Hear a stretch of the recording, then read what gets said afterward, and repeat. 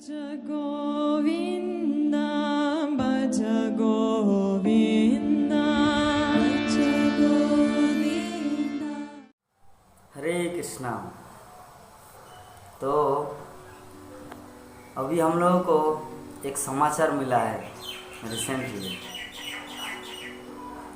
समाचार मतलब वो फैल गया हर जगह भक्त समाज में कि में भी बनाया गया है किसी भक्त के द्वारा एक रचना, एक कॉन्वर्सेशन, वार्तालाप कोरोना वायरस और भगवान कृष्ण का। लेकिन है मज़ेदार और ये वास्तविक भी है, इसको भी समझना चाहिए। विषय वस्तु ये है कि कोरोना वायरस भगवान कृष्ण से मिलते हैं, मतलब इसे बोलते हैं एनेक्डोट। जैसे श्रीमद् भागवतम में नारद मुनि जब दक्ष महाराज के 10,000 पुत्र से मिले, 10,000 पुत्र गए थे तपस्या करने के लिए। उनका पिताजी बोला कि आप 25 वर्ष तक तपस्या कीजिए और उसके बाद मैं आपके लिए लड़की ढूंढ रहा हूँ, सुंदर सुंदर लड़की के साथ आपको शादी करवा देंगे, आप चिंता मत कीजिए, आप लोग अभी तपस्या के लिए चले जाओ। तो दक्ष महाराज के जो 10,000 पुत्र थे वो तपस्या किया और इतना ब्रह्मचारी लाइफ बिताया 25 साल तक। और 25 साल तक ब्रह्मचारी लाइफ जब बिताया तो उन लोगों का समय हो रहा है घर लौटने का अपने पिताजी के पास। और सभी आनंदित थे कि छोटा बच्चा जैसा कि हमारा पिताजी हमारे लिए कन्या ढूंढ के रखे हैं, मतलब सुंदर सुंदर पत्नी के साथ विवाह होगा, हमारा पिताजी बोले थे, इसलिए हम लोग 25 साल तक ब्रह्मचारी जीवन यापन किए। तो अभी हम लोग घर लौटते हैं, पूरा आनंदित होकर वो लोग लौट रहा है। तो किसी ने ये खबर नारद मुनि को दिया कि नारद आप क्या छोटा छोटा प्रचार कर रहे हैं।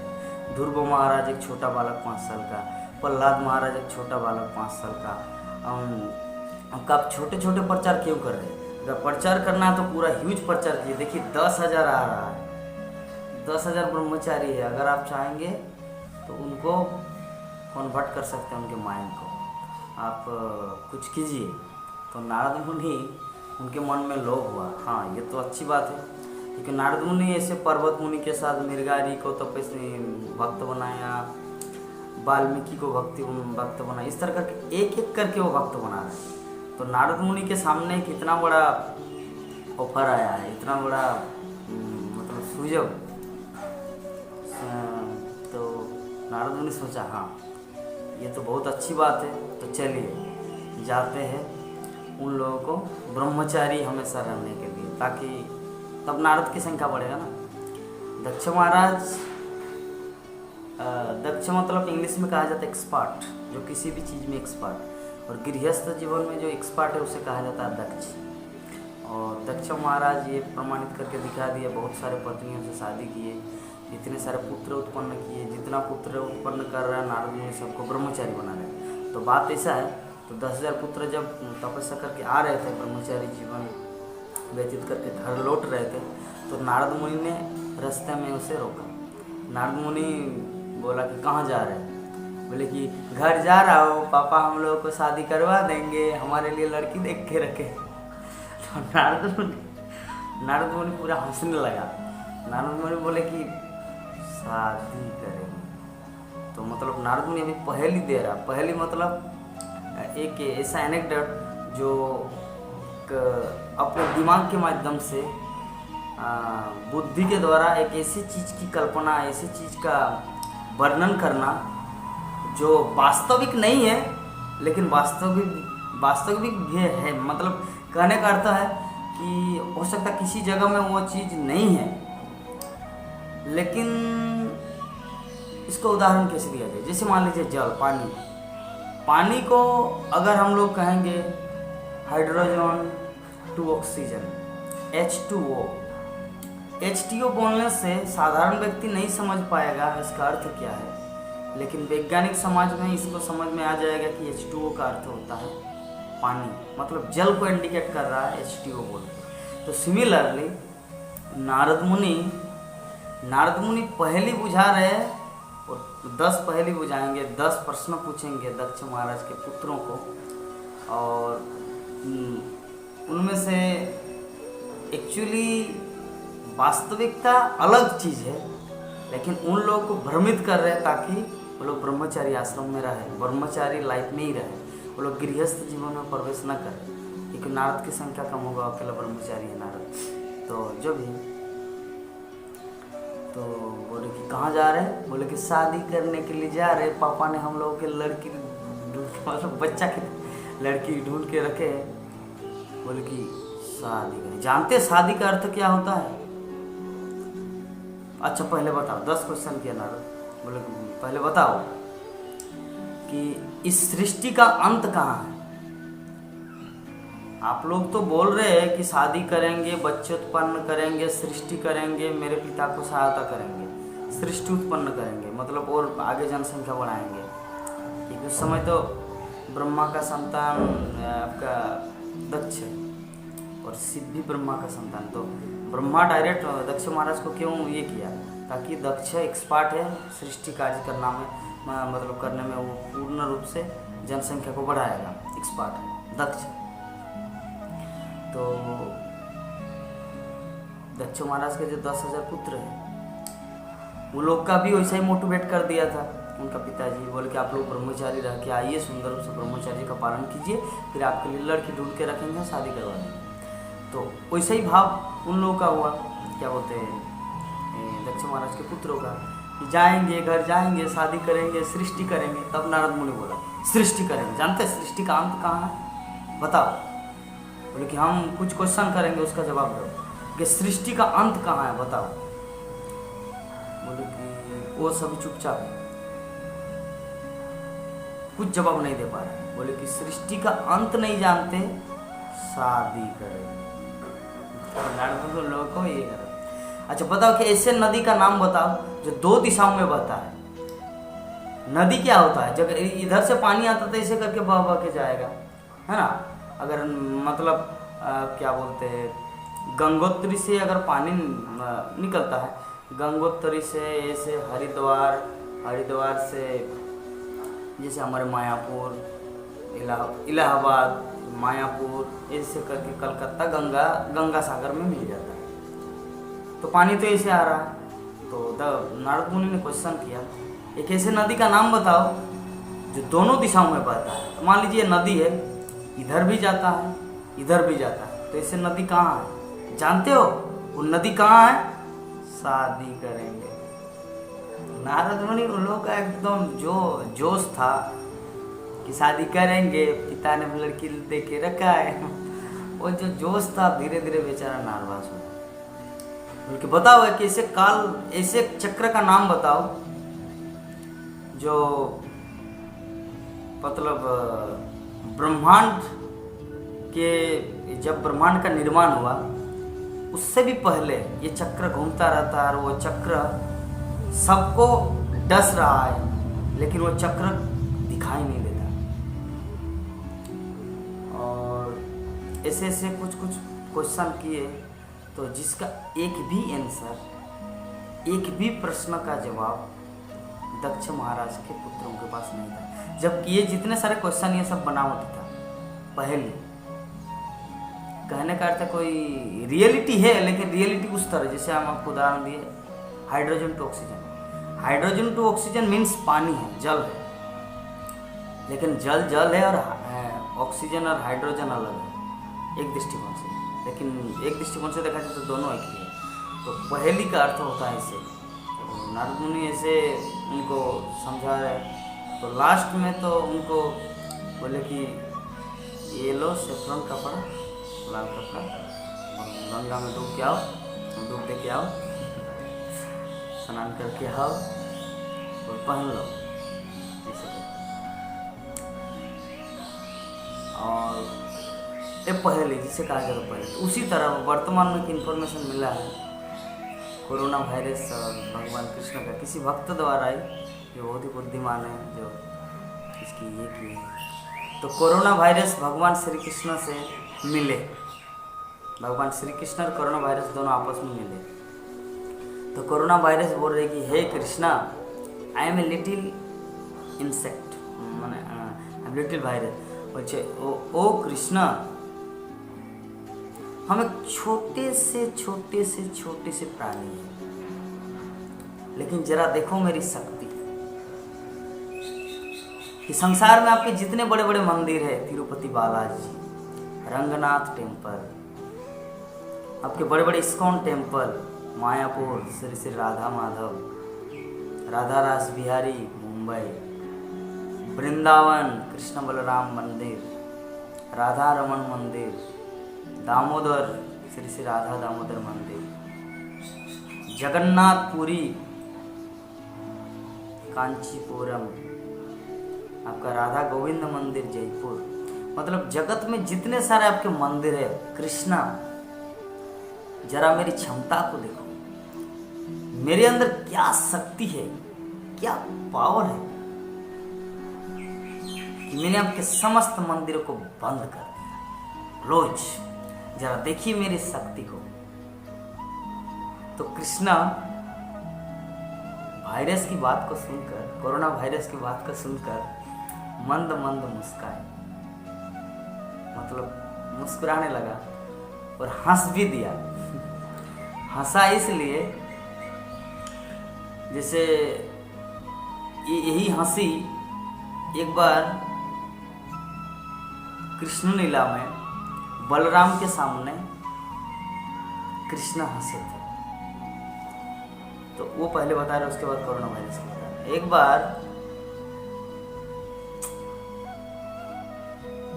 जब पांडवों को वारणावत भेजा गया, धृतराष्ट्र, शकुनी की चाल, दुर्योधन की चाल, कि दुर्योधन ने कहा पिताजी धृतराष्ट्र को कि एक काम कर देते हैं, माता कुंती के साथ ये पांचों पांडवों को वारणावत भेज देते हैं। और शकुनी मामा ने कहा कि वहाँ पर एक लाक्षागृह का निर्माण किया गया है, यहाँ पे थोड़ा सा आग अगर लग जाए तो पूरा एकदम धधकती आग संपूर्ण महल को, जो भी महल के अंदर रहेगा सबको नाश कर देगा, सर्वनाश कर देगा, पूरा जला देगा आग।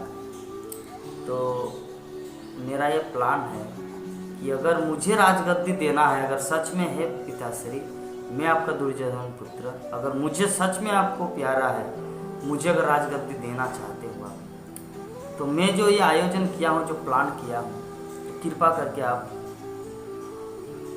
इसको आप फुलफिल कीजिए और शकुनी मामा की चाल को आप मान लीजिए। तो धृतराष्ट्र ऐसा ही किए, ठीक है तो अब एक दिन का ये आयोजन किया जाए।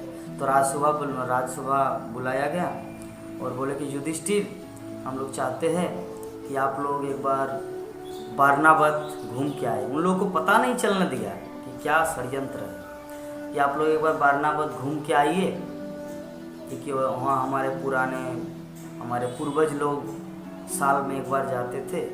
तो हम चाहते कि इस साल आप लोग जाइए और अगले साल हम लोग जाएंगे, धृतराष्ट्र हम सबको, और अब पहले आप लोग पांडव जाइए। तो युधिष्ठिर बोले कि जी पिताश्री मतलब तात कहने का अर्थ है। पांडु है युधिष्ठिर का पिता, पांडु के बड़े भैया है धृतराष्ट्र, तो पिता जैसे संबोधन करते हैं।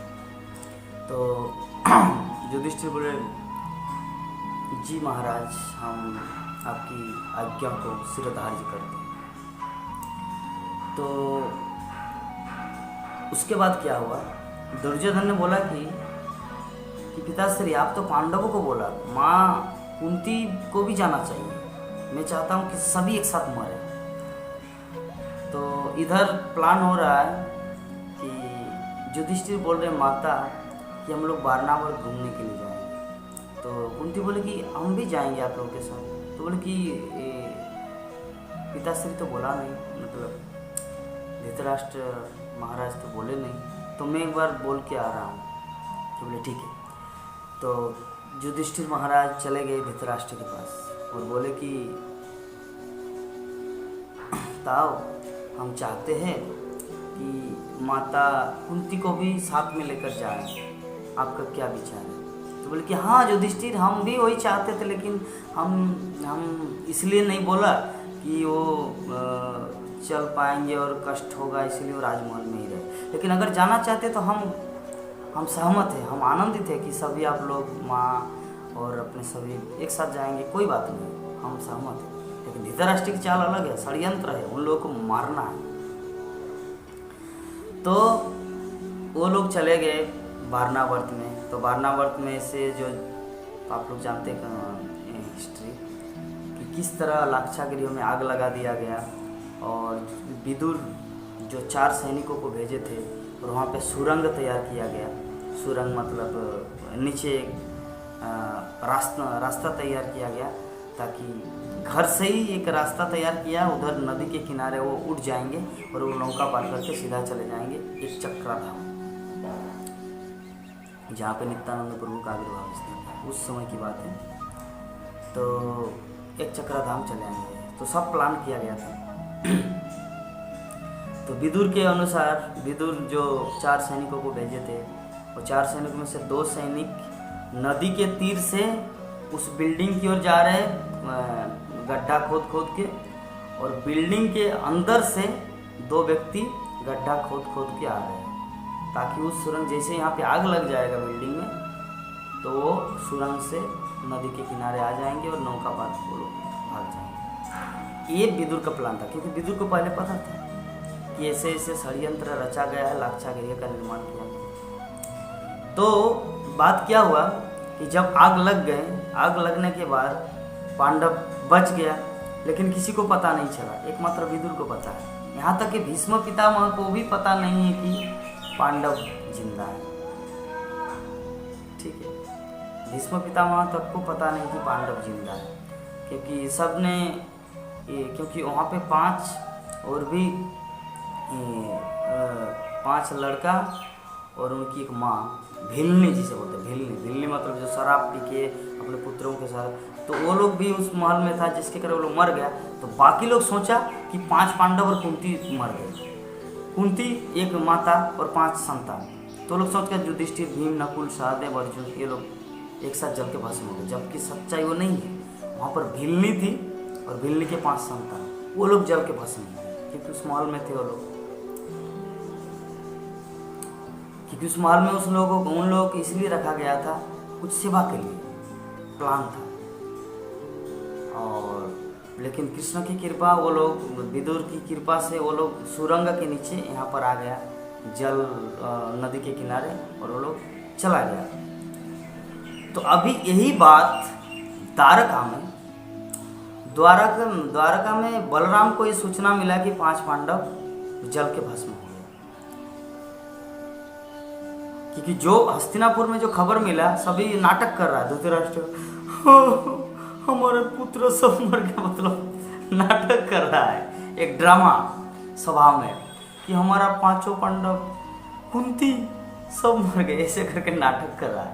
तो भीष्म पितामह सभी, और भीष्म पितामह इतना दुखी हो गया कि राज्यसभा में आया ही नहीं। बोले कि विदुर को बोला कि जब तक मेरा मन ठीक नहीं होता मैं दरवाज़ा नहीं खुलूँगा, मैं अंदर ही रहूँगा। तो भीष्म पितामह कम से कम 11 दिन तक अंदर ही था, ना कुछ खाए ना कुछ पिए, रूम में ही बंद था।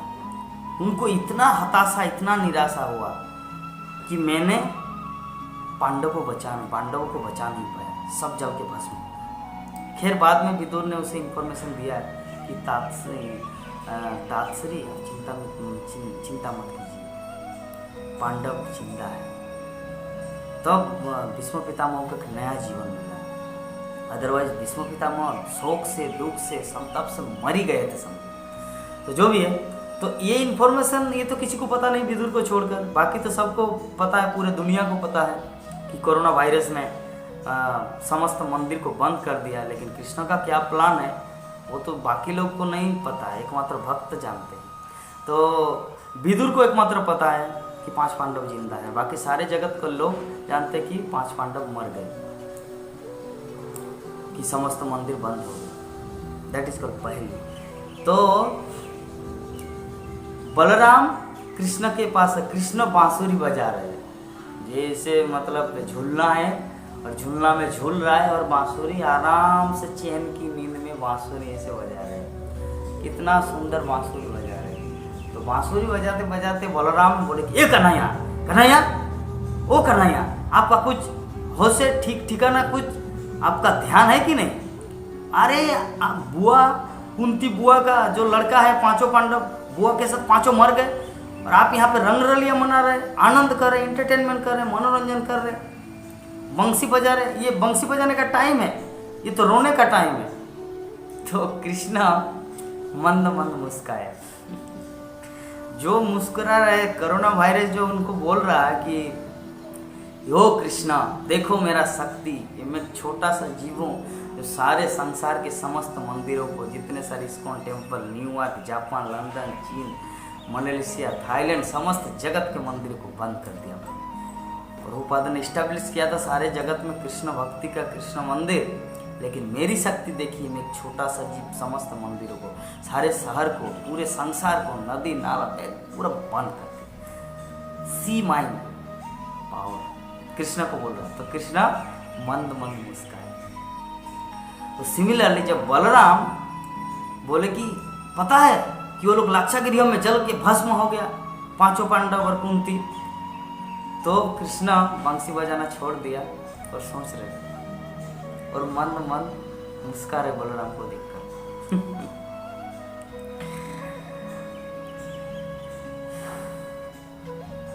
भैया मैं तो बलराम को बोल ले, क्यों व्यर्थ चिंता करते?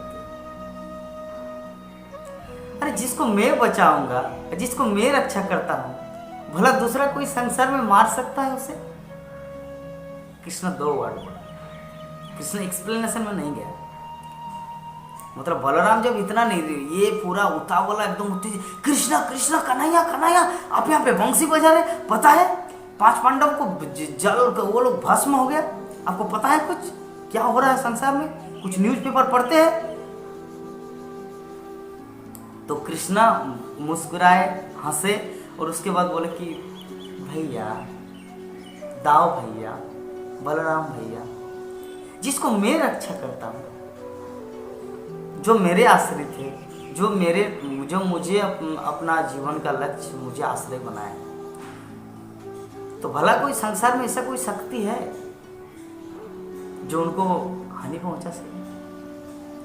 तो जब कृष्ण का ये वर्ड, ये वाणी, ये वचन जब सुना तो बलराम पूरी तरह से गदगद हो गया। कन्हैया अब क्या बोल रहे हैं? क्या पांडव जिंदा है? क्या बुआ जिंदा, कुंती सब जिंदा है? क्यों लोग अभी तक नष्ट नहीं? मतलब बलराम को बहुत चैन मिला। हे कृष्णा, पूरा आनंदित हो गया। तो कृष्णा और कुछ बोला नहीं, पहले तो 2 वर्ड बोला। कृष्ण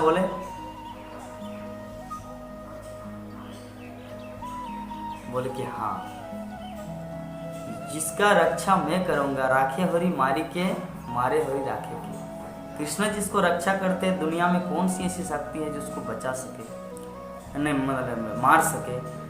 और कृष्ण जिसको मार सके, दुनिया में कौन सी ऐसी शक्ति है जो उसे बचा सके? प्रहलाद महाराज को हिरण्यकशिपु कितना ही प्रयास किया मारने का, एक बाल भी बांका नहीं कर पाया। भगवान ने उसको बचा लिया। और जब भगवान रामचंद्र साक्षात रावण को मारने गया, तो रावण गया शिव के पास, बोले कि प्रभु बचाइए। बोले कि no, Ram is my worshipable deity. बोले कि राम मेरा प्रिय भगवान है, हम उनके साथ युद्ध करेंगे कैसे? रावण प्लीज फॉरगिव मी, मैं आपको बचा नहीं सकता, क्योंकि साक्षात राम है, भगवान है। तो शिव की उपासना किए थे रावण, ब्रह्मा की उपासना किए थे हिरण्यकशिपु। जब भगवान विष्णु, जब भगवान राम उन लोगों को मारने का प्लान किया, तो जगत का कोई शक्ति, ना ब्रह्मास्त्र ना शिवास्त्र उसको बचा सका। लेकिन छोटे प्रहलाद महाराज 5 साल का बालक को हिरण्यकशिपु, प्रतापी राजा, सारे जगत में भगवान घोषित कर दिया था अपने आप को, प्रहलाद का बाल भी बांका नहीं कर पाए। क्यों?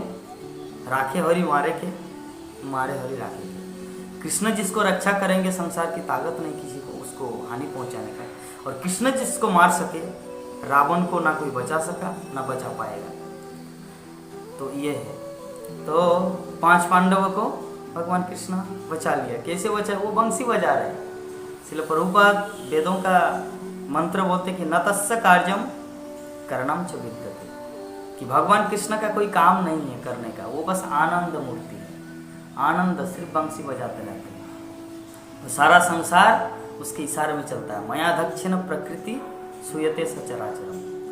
भगवत गीता में भगवान श्री कृष्ण बोल रहे कि हे अर्जुन, मया दक्षिण प्रकृति, ये प्रकृति, ये संसार, मया दक्षिण, मेरे निर्देशन से, मेरे इशारे से, सूयते सचराचरम, चल रहा है। सचराचरम मीन्स सिस्टमेटिकली, टाइम पे सूर्य का उदय होना, टाइम पे सूर्य का अस्त होना, सबको भोजन प्राप्त होना, कोई भूखे न मरे, पशु पक्षी सबको खाना मिलना, सब सूयते सचराचरम। हेतु नाने न कौनते जगत अपरिवर्तित, ये अर्जुन को बोले, भगवद गीता का श्लोक है। तो भगवान श्री कृष्ण न तस्य कार्यम करणम च विद्यते, जिसका कोई काम नहीं, ओनली आनंद, सिर्फ आनंद लेना। तो वो कृष्ण कितना सुंदर ढंग से, सुंदर रूप से पांडवों को बचाया, किसी को पता भी नहीं चला, विदुर के माध्यम से। तो ये बात अभी आ रहा है कोरोना वायरस का। तो कोरोना वायरस जब बोले कि हे कृष्णा जरा देखो मेरी शक्ति को, मैं अपनी शक्ति से, मैं एक छोटा सा जीव हूँ, संसार के समस्त बड़े बड़े शहर, बड़े बड़े मॉल, बड़े बड़े फैक्ट्री, बड़े बड़े कंपनी, बड़े बड़े इंडस्ट्रीज, आपके बड़े बड़े टेम्पल, सबको हम स्तब्ध कर दिया, सबको स्टॉप कर दिया। जरा देखो मेरी शक्ति। आपके समस्त मंदिर, बड़े बड़े मंदिर, तिरुपति बालाजी, जगन्नाथ मंदिर, बद्रीनाथ धाम, केदारनाथ धाम, गंगोत्री, यमुनोत्री, द्वारकाधीश, समस्त मंदिर को हम बंद कर दिया। ISKCON temple, temple of the वैदिक प्लेनेटरी मायापुर धाम, जो विश्व का प्रेरणादायक इंस्पिरेशन टेम्पल। तब भगवान कृष्ण मंद मंद मुस्काए और बोले कोरोना वायरस को कि ओ छोटे जीव, ध्यान से सुनो, आपने मेरे मंदिर को बंद कर दिया। एक मंदिर को अगर हम गिनती करेंगे, एक लिमिटेशन या कुछ अगर गिनती करेंगे, काउंटिंग करेंगे, तो कहीं पर एक सीमा में आएगा कि इतना सारा मंदिर इस जगत में है। लेकिन आपको पता है इस संसार में कितने घर हैं, कितने मकान हैं? भगवान श्री कृष्ण कोरोना वायरस को बोल रहे हैं, इस संसार में कितने परिवार है, कितने व्यक्ति हैं और कितने घर है, कितने लोग हैं। तो मैंने प्रत्येक घर में अपना मंदिर निर्माण कर दिया।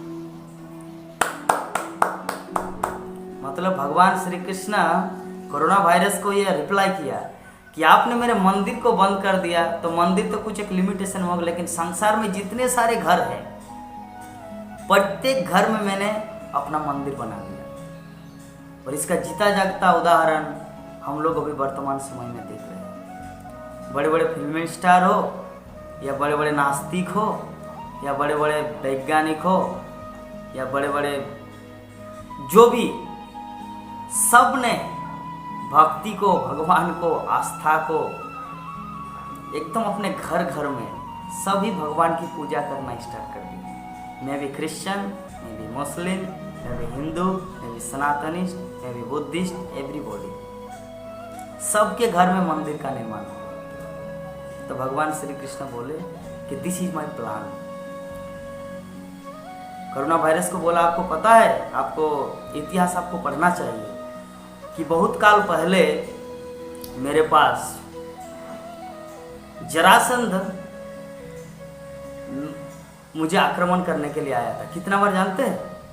17 बार।